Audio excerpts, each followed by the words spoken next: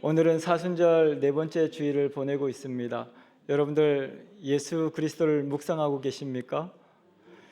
사람들은 예수님에 대해서 물어보면 예수님은 좋으신 분이라고 늘 이야기합니다. 인자하시고 죄인을 사랑하시고 병자를 고쳐주시고, 그래서 예수님은 좋은 부분만 있는 것으로 생각하시는데 오늘 성경에서는 예수님의 무서운 모습이 나타나 있습니다.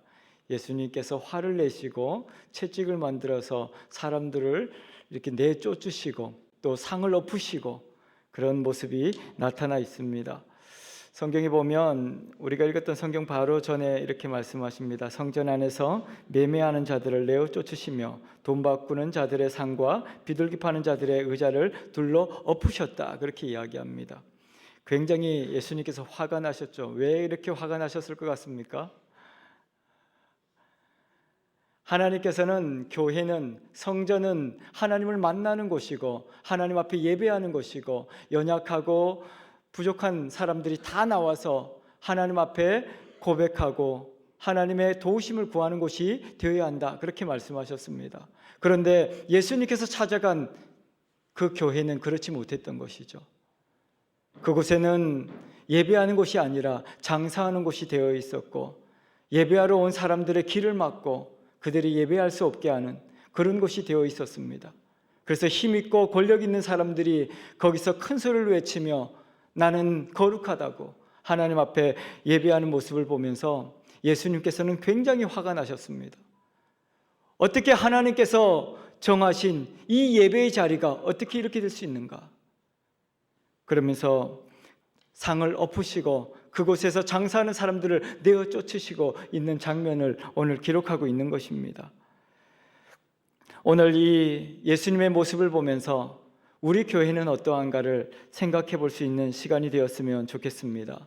우리는 하나님의 백성으로서 예배하는 곳인가? 우리의 이익과 우리의 만족을 위해서 이곳에 있지는 않는지 우리 스스로를 돌아보아야 할 것입니다. 예수님께서 방문한 이 성전은 예루살렘에 헤롯이 지은 거대한 성전이었습니다. 맨 처음 하나님께서는 열왕기상 6장에 보면 하나님께서 하나님을 만나는 장소, 성전을 건축하라고 말씀하셨습니다. 다윗이 너무나도 하나님의 전을 건축하고 싶었지만 하나님께서는 다윗에게 허락지 않으셨습니다. 그리고 다윗이 그 건축할 수 있는 모든 것들을 준비하게 하셨고 아들 솔로몬을 통해서 하나님의 성전을 건축하게 하셨습니다. 그리고 하나님께서 말씀하셨죠. 내가 이곳에서 너희를 만날 것이다. 누구든지 이곳에서 나와 함께 하나님의 역사를 이루어가자고 말씀하셨습니다. 그런데 지금 이 모습은 그렇지 못한 것이죠. 이 솔로몬이 지었던 성전은 굉장히 큰 규모였습니다. 요즘으로 보면 이 상암 월드컵 경기장 정도 되는 그거보다 조금 더 큰 그런 규모로 성전이 건축되었습니다. 그리고 하나님 앞에 예배하는 제물을 바치는 그 지성소 외에 굉장히 넓은 뜰을 가지고 있었습니다. 그곳에서는 누구나 와서 하나님 앞에 기도할 수 있도록 기도의 뜰을 만들었던 것이죠. 그런데 그렇게 크고 아름답게 만들었던 솔로몬의 성전이 무너졌습니다. 블레셋의 공격으로 인해서 성전이 파괴되고 이제 모든 것이 다 무너져 버려서 하나님 앞에 예배할 수 없는 그런 상황이 되어버렸죠. 하나님께서 너무 마음 아파하셨습니다. 그리고 하나님께서는 그 백성들을 다시 회복하시고 이스라엘로 돌아오게 하시죠. 그래서 포로로 돌아오면서 스룹바벨에 의해서 두 번째 성전을 짓게 됩니다. 하나님께서 그곳에서 나를 만나겠다고 말씀하셨거든요. 그래서 스룹바벨은 좋지 못한 형편, 아무것도 없는 그 상황 가운데 힘을 다해서 성전을 건축하게 됩니다. 하지만 규모는 너무나도 초라했죠. 하지만 그 부족하고 연약한 모습이었지만 하나님께서는 그곳에서 너희를 만날 것이다. 누구든지 와서 이곳에서 나를 부르짖으라고 그렇게 말씀하셨습니다. 그리고 이스라엘은 나라를 빼앗기는 이제 로마가 지배하는 세상이 되었습니다. 이 헤롯이 이 이스라엘을 지배하면서 이스라엘 백성들을 도무지 통치할 수가 없는 겁니다. 이 백성들이 하나님을 신뢰하고 하나님 앞에 예배하겠다고 하니까 그들을 이끌어갈 수가 없는 것이죠. 그래서 이 헤롯이 생각해낸 것이 있습니다. 너희들이 그렇게 예배하고 싶어하는 그 성전을 내가 지어주겠다. 그래서 예수님 당시에 굉장히 큰 규모로 성전을 짓게 됩니다. 그 기간이 아마 80년이 넘는 그 기간 동안 굉장히 힘들게 성전을 짓죠. 상암 월드컵의 3배 정도 되는 규모였다고 합니다. 그러니까 굉장히 큰 규모고 그 성전이, 그 헤롯 성전이 지금도 일부 지금 이스라엘에 가면 남아있죠. 사람들은 통곡의 벽이라고 부르는 그 성벽을 보게 됩니다. 그 통곡의 벽 앞쪽에 굉장히 넓은 광장이 있지 않습니까? 그곳이 바로 이방인이 기도하고 이스라엘 사람들이 와서 기도했던 기도의 뜰이었습니다. 누구든지 와서 이곳에서 기도하라고 말씀하셨죠. 내가 그곳에서 너희를 만날 것이다. 그렇게 말씀하셨습니다. 하나님의 성전은 하나님의 이름을 부르고 하나님 앞에 예배하는 곳이고 누구든지 나와서 하나님을 부르짖을 때 하나님께서 그곳에서 만나주시고 하나님의 역사를 드러내실 것이다. 그렇게 말씀하셨습니다. 심지어는 이방인들이 예배할 수 없는 그 상황 가운데 있을 때, 그리고 그들이 사람들에게 죄가 있고 또 육신의 질병이 있는 사람들을 들어오지 못하게 했거든요. 근데 하나님께서는 그렇게 말씀하시죠. 누구든지 와서 나를 부르라고 그렇게 말씀하셨습니다. 이 말씀이 과거에 이사야서에 보면 하나님께서 이 성전을 통해서 어떻게 역사하실지를 말씀하고 있었습니다. 오늘 예수님이 그 이사야서 56장 7절의 말씀을 가져와서 이스라엘 백성들에게 교회는 이런 곳이다라고 이야기하고 있는 것이거든요. 이사야 56장 7절에 말씀하고 있는 것이 내 집은 만민이 기도하는 집이다. 그것을 말씀하셨습니다. 이스라엘 백성들이 이 아름다운 성전, 이 큰 성전을 보고도 예배하지 않는 그런 모습을 보면서 예수님께서 성전이 무엇을 하는 곳이냐?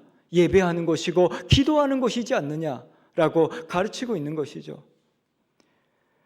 그것뿐만이 아닙니다. 이사야 56장에 보면 교회가 어떠한 일을 하는지를 자세히 이야기하고 있습니다. 이사야 56장 3절에 보면 여호와께서 연합한 이방인은 말하기를 여호와께서 나를 그 백성 중에서 반드시 갈라내시려 하지 말며 고자도 말하기를 나는 마른 나무라 하지 말라. 여호와께서 이와 같이 말씀하시기를 나의 안식일을 지키며 내가 기뻐하는 일을 선택하며 나의 언약을 굳게 잡는 고자들에게는 내가 내 집에서 내 성 안에서 아들이나 딸보다 나은 기념물과 이름을 그들에게 주며 영원한 이름을 주어 끊이지 아니하게 할 것이다. 그렇게 말씀하십니다. 무엇을 말씀하시는 것입니까? 그들이 부정하다고 생각했던 연약한 사람들, 병든 사람들, 부족한 사람들, 가난한 사람들, 그 사람들이 하나님의 말씀으로 회복되어지고 이곳에서 내 아들과 딸보다 더 많은 기념물을 얻게 할 것이고 더 많은 축복을 누리게 할 것이다. 이것이 교회다라고 말씀하고 있는 것이죠. 그런데 이스라엘의 모습은 그렇게 하지 못했다는 것입니다. 이방도 구원받고 고자도 구원받을 것이다 라고 말씀하고 있습니다. 육체적으로 부족할지라도 연약할지라도 하나님은 그를 통해서 회복하시고 능력 주셔서 하나님의 일을 감당하게 하실 것이라고 말씀하고 있는 것입니다. 신명기에 보면 이스라엘 성전에 들어오지 못하는 자들이 있습니다. 신체적으로 부족한 사람들, 병든 사람들, 그런 사람들은 들어올 수 없게 했거든요.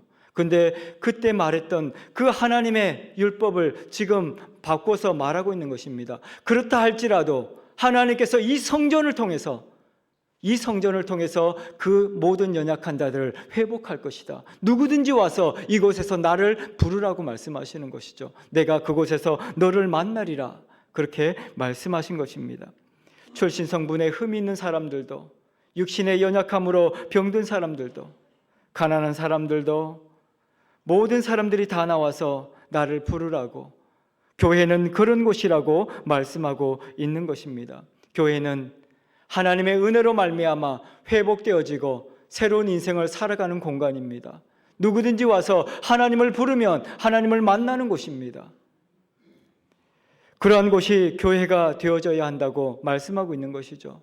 그런데 당시에 예수님께서 방문한 교회는 그렇지 못했습니다. 당시에 성전에서 그렇게 모든 사람들이 나와서 기도할 수 있도록 굉장히 넓은 광장을 만들었는데 그 광장은 이미 장사꾼들이 다 차지하고 있었습니다. 왜 그렇게 됐을까요? 당시에 예배를 드리기 위해서는 자신의 처지와 형편에 따라서 소나 양이나 비둘기 그런 짐승들을 가지고 왔어야 됩니다. 그런데 하나님께서 드리는 그 모든 짐승들은 흠이 없고 온전한 것이어야 했습니다. 그것을 누가 평가했겠습니까? 제사장이 이것은 온전한 제물입니다, 이것은 안 됩니다라고 평가를 했죠. 그런데 그 제사장이 당시에 사두개인들이 다 제사장의 직분을 맡고 있었습니다. 그들이 자신의 욕심을 채우고자 외부에서 들어오는 제물은 이제 하나님 앞에 드릴 수 없습니다. 예배를 하고 싶다면 이 성전 안에서 파는 제물을 구입하십시오라고 이야기했습니다.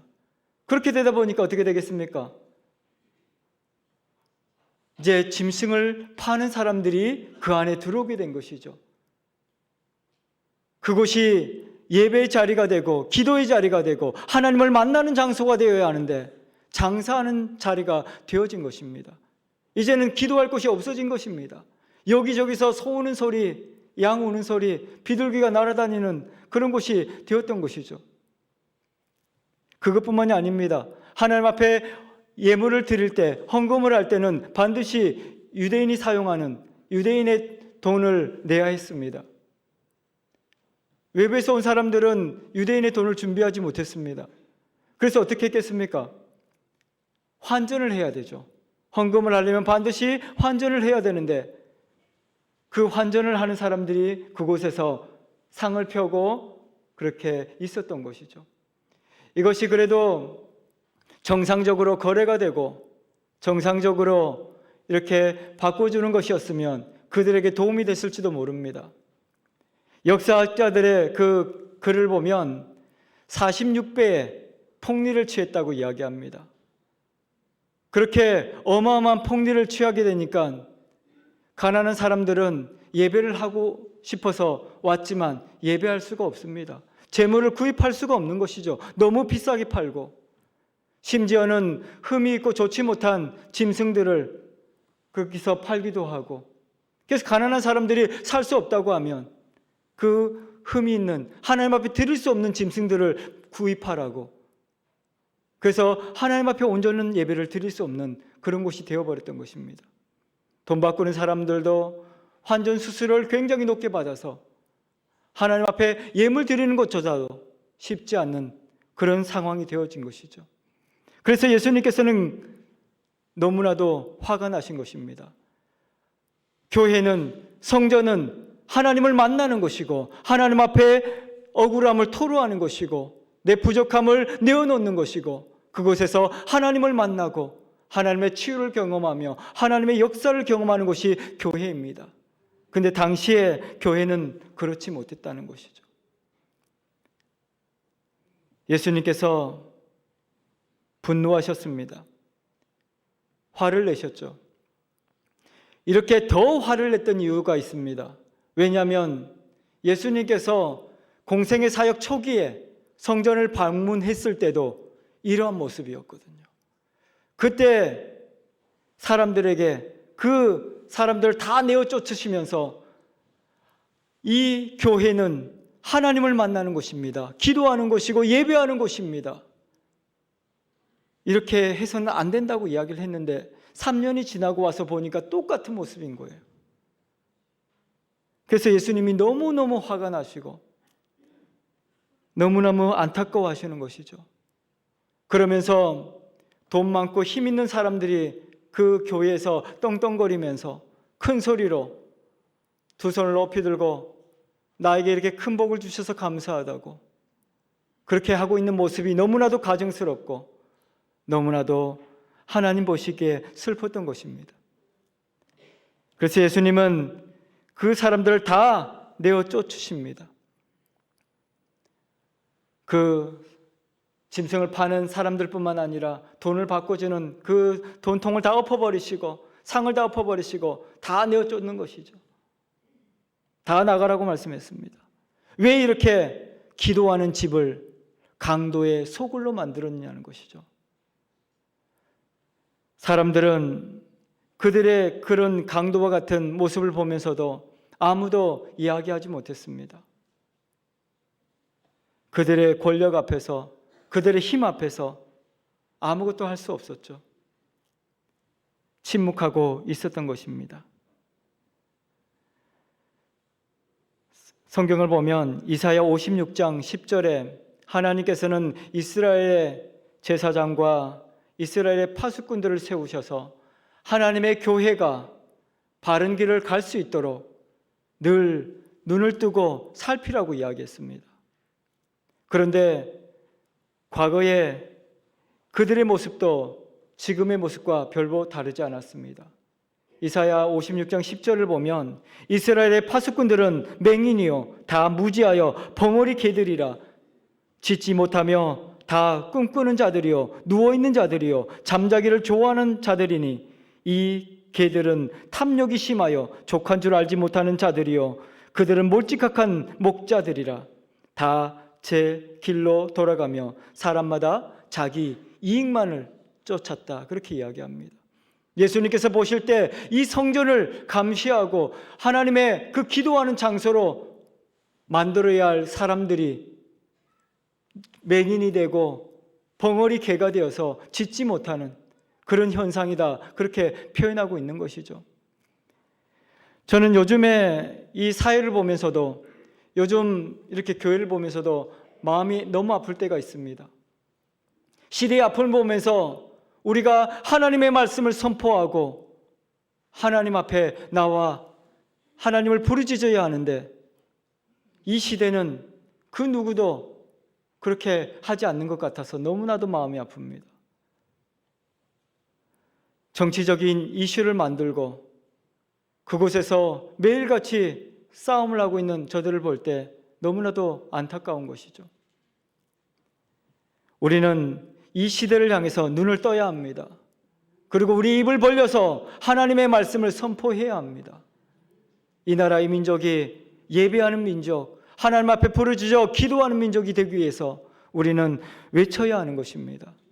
하나님께서 우리 중앙성소교회에게 주신 사명이 바로 민족을 위한 외치는 교회라고 생각합니다.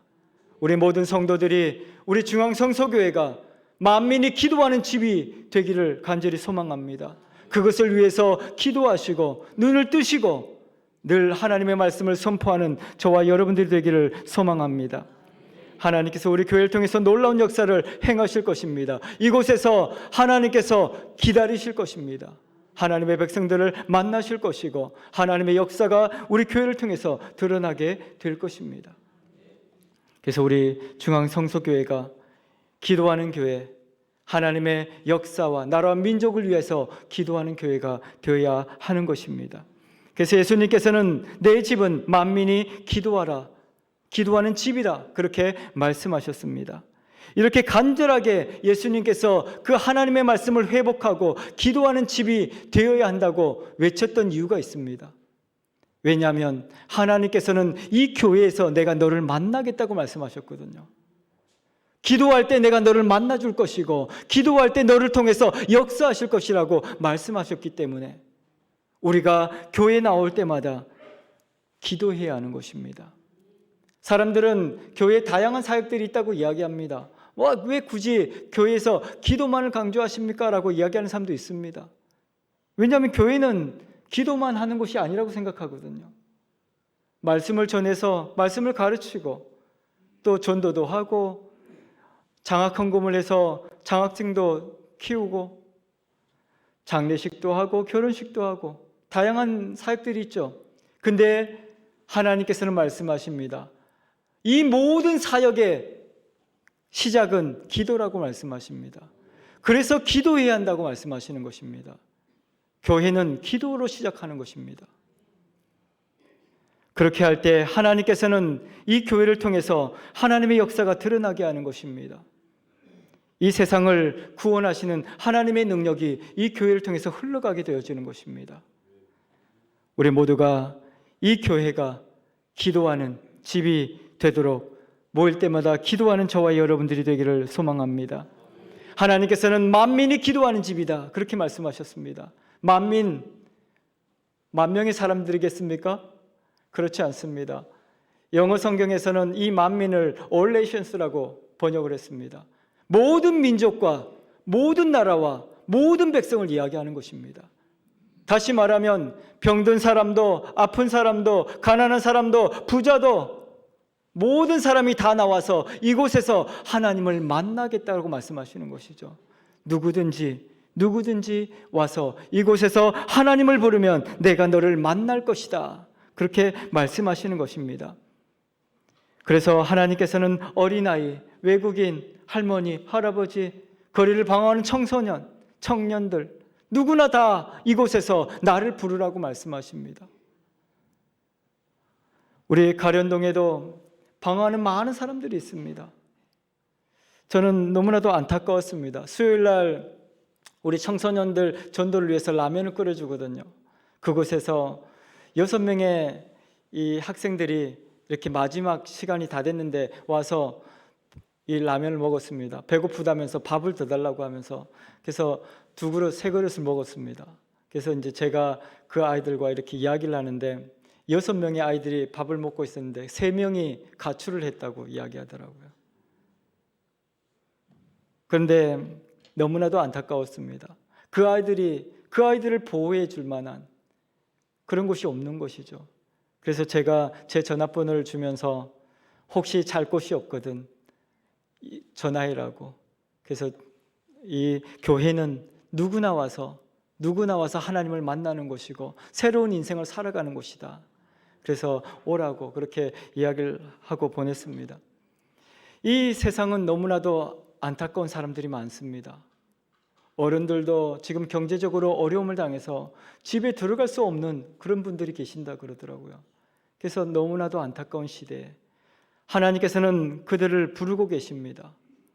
누구나 와서 이곳에서 나를 만나고 내가 모든 것을 너에게 회복하여 주겠다고 말씀하시는 것이죠.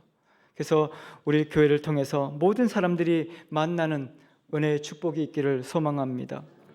우리 교회가 요즘에 감사한 것은 새벽 기도회, 수요 기도회, 금요 기도회 많은 분들이 와서 기도하는 것 너무나도 감사합니다. 그리고 기도하는 것을 통해서 사람들이 간증하는 것을 듣습니다. 하나님께서 이렇게 역사하셨습니다. 저는 하나님께서 우리 교회 가운데 이렇게 기도하는 그 기도의 모임들을 통해서 역사하시는 그것을 보면서 너무나도 감동이 됩니다. 특별히 우리 중보기도팀이 있거든요. 수요일 날 오후에 이렇게 중보기도실 지하실에서 모여서 기도를 하고 있습니다. 그들이 개인의 기도 제목도 적고 함께 기도합니다. 그런데 얼마 되지 않았는데도 불구하고 그분들이 이렇게 오셔서 간증하시더라고요. 하나님께서 이렇게 역사하셨습니다. 기도하니까 모든 것이 다 하나님께서 역사하셨습니다라고 그래 간증을 들으면서 하나님께서 오늘 우리의 기도를 통해서 역사하시고 있는 것을 보면서 너무 감동이 되었습니다. 너무나도 감사한 일입니다. 이 기도의 불씨가 이제는 모든 교육부서에, 모든 전도에 이렇게 퍼져가서 정말 우리 중앙성서교회가 기도하는 교회, 만민이 기도하는 집이 되기를 간절히 소망합니다. 하나님께서는 이것을 통해서 우리를 놀랍도록 역사하실 것이다 라고 말씀하고 있습니다. 그리고 또 하나님께서는 만민이 기도하는 집이라고 말씀하셨을 때 이곳에서 기쁨을 잃어버린 모든 사람들에게 기쁨을 회복하실 것이라고 말씀하셨습니다. 질병 가운데 있습니까? 아픔 가운데 있습니까? 사업이 잘 되고 있지 않습니까? 직장을 잃어버렸습니까? 이곳에서 하나님을 부르십시오. 하나님께서 여러분들의 기쁨을 회복하실 것입니다. 모든 것을 회복하시고 다시 우리로 하여금 하나님의 백성으로서 기쁘게 이 땅을 살아갈 수 있도록 하나님께서 인도하여 주실 것이다. 그러므로 누구든지 와서 만민이 기도하는 이 집에서 너희가 다시 기쁨으로 살아갈 것을 내가 바란다라고 말씀하고 있는 것이죠. 그래서 오늘 저와 여러분들이 이렇게 하나님 앞에 나와서 기도하는 것입니다. 이사야 56장 7절에 만민이 기도하는 집이라고 말씀하실 때 이렇게 말씀하셨습니다. 내가 곧 그들을 나의 성산으로 인도하여 기도하는 내 집에서 그들을 기쁘게 할 것이며 그들의 번제와 희생을 나의 제단에서 기꺼이 받게 되리니 이는 내 집은 만민이 기도하는 집이라 일컬음이 될 것이다. 그렇게 말씀하십니다. 하나님께서 우리 가운데 그들을 기쁘게 할 것이다. 다시 너의 잃어버린 모든 것을 회복할 것이고 우리와 하여금 기쁨이 충만하게 하실 것이다 라고 말씀하십니다. 그러므로 교회는 기도해야 한다라고 이야기하고 있는 것이죠. 오늘 저와 여러분들이 우리 중앙성수교에 모여서 각 자리에서 기도할 때 하나님께서는 이 땅에 많은 백성들을 슬퍼하는 고통 가운데 있는 그 사람들을 위로하시고 그들에게 기쁨을 허락하실 것입니다. 그들을 통해서 놀라운 역사를 보게 하시는 것입니다.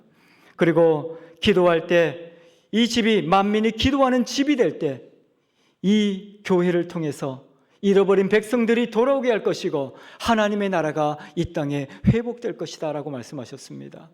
그래서 우리는 교회에서 기도하는 것입니다. 그리고 예수님께서 그렇게 강하게 그 사람들 다 내어 쫓으시고 이 집은 기도하는 집이라고 그렇게 외쳤던 이유이기도 합니다. 이스라엘이 그 말을 듣고 하나님 앞에 돌아오기를 원했던 것이죠. 다시 그들의 삶의 현장이 기도의 자리가 하나님의 나라로 회복되기를 원하셨던 것입니다. 오늘 또 하나님께서는 우리를 통하여 역사를 하고 계십니다. 우리가 생명이신 예수 그리스도 그 복음을 외치게 하셨습니다. 하나님께서 잃어버린 백성들이 돌아오게 할 것이고 그 백성들을 통해서 하나님의 나라가 회복될 것을 말씀하고 있습니다. 우리 중앙성서교회는 하나님의 놀라운 복을 받은 하나님의 놀라운 사명을 받은 교회입니다. 어떤 교단의 정치적이나 교파의 색깔을 따라가지 않습니다. 오직 하나님의 말씀을 붙들고 이 민족의 복음화를 위해서 외치는 교회이기 때문입니다. 그래서 우리는 이 교회가 하나님께서 말씀하신 만민이 기도하는 교회가 되도록 우리는 깨어 있어야 한다는 것입니다. 그래서 우리가 하나님의 놀라운 역사를 드러내고 이 땅에 하나님의 나라가 회복될 수 있도록 기도하는 저와 여러분들이 되기를 소망합니다. 하나님은 이렇게 성전이 기도하는 것이고 나를 만나는 것이고 기쁨이 회복되는 것이라고 말씀하셨습니다. 하나님께서 우리를 통해 놀라운 일을 준비하고 계십니다. 우리에게 민족 복음화의 꿈을 주셨고 하나님은 우리로 하여금 하나님의 역사를 감당할 수 있도록 사람을 보내주시고 계십니다. 이제는 우리 교회에 더 많은 추수할 일꾼들이 모이게 되고 이 놀라운 하나님의 역사를 감당하는 우리 교회가 되기를 소망합니다. 사람들은 교회가 부흥되기를 원한다고 이야기합니다. 이미 교회는 부흥되어져 있습니다. 부흥이 무슨 말입니까? 숫자가 늘어난다는 말이 아닙니다. 살아있다는 말입니다. 우리 중앙성서교회는 살아있는 교회입니다. 하나님께서 임재하시고 하나님의 역사가 있는 교회입니다. 근데 우리는 그 하나님의 역사를 보지 못하는, 기도하지 않는 모습이 되면 하나님의 역사를 볼 수가 없다는 것입니다. 그래서 교회는 기도하는 교회가 되어야 한다, 그렇게 말씀하고 있습니다. 저는 요즘에 또 감사한 것이 이렇게 올로운터 장로님들이 예배 전에 모여서 성경을 읽으시고 기도한다고 하시더라고요. 제가 너무 힘이 났습니다. 우리 시무 장로님들도 마찬가지입니다. 예배 전에 모여서 기도하시고 예배를 위해서 우리 성도님들 위해서 기도하실 때, 그래서 저는 이 예배 때마다 하나님의 역사가, 하나님의 임재가 있고 하나님의 지금도 일하심이 각 성도 가운데 드러난다고 생각합니다. 지금도 하나님께서는 우리를 통해서 놀라운 일을 하고 계시는 것입니다. 오늘 저와 여러분들이 이 놀라운 축복을 누리게 되기를 소망합니다. 강도의 소굴이 되지 않도록 늘 깨어서 기도하는 우리 모든 성도님이 되기를 간절히 축원합니다. 기도하겠습니다. 이 땅에 교회를 세우시고 이 땅의 슬픔과 고통을 치유하시는 하나님 아버지, 은혜와 사랑에 감사와 영광을 올려드립니다. 이 땅에 산불로 인해서 큰 재산 피해와 가족을 잃어버린 많은 사람들이 있습니다. 하나님, 저들을 위로하여 주옵소서. 교회가 그들의 피난처가 되게 하시고 교회가 그들의 간절한 아픔을 들어주는 하나님을 만나는 장소가 되게 하여 주옵소서. 내 집은 만민이 기도하는 집이라 하셨습니다. 누구든지 교회에 나와서 기도하고 하나님을 만나는 축복을 누리게 하여 주옵소서. 그리하여 그들의 잃어버린 기쁨을 회복하여 주시고 잃어버린 모든 아픔과 상처들 아버지 하나님께서 치료하시고 회복하셔서 하나님의 영광이 드러나게 하여 주옵소서. 기도함으로 하나님의 잃어버린 백성들이 하나님께로 돌아오는 우리 교회가 되기를 소망합니다. 그들의 삶의 자리가 하나님의 나라가 되게 하여 주옵소서. 중앙성서교회가 이 땅의 모든 사람들의 기도의 집이 되게 하시고 민족 복음화를 이루는 초석이 되게 하여 주옵소서. 한국 성서선교회와 형제교회를 통해 각 지역에 하나님의 나라가 회복되기를 소원합니다. 한국 성서대학교를 축복하여 주시고 모든 계획 가운데 함께 하심으로 많은 미랄의 일꾼들이 양육되고 배출되어져 민족 복음을 이루는 학교가 되게 하여 주옵소서. 우리 중앙 성서교회를 통해서 역사하실 하나님을 기대하며 살아계신 예수 그리스도 이름으로 기도하옵나이다. 아멘.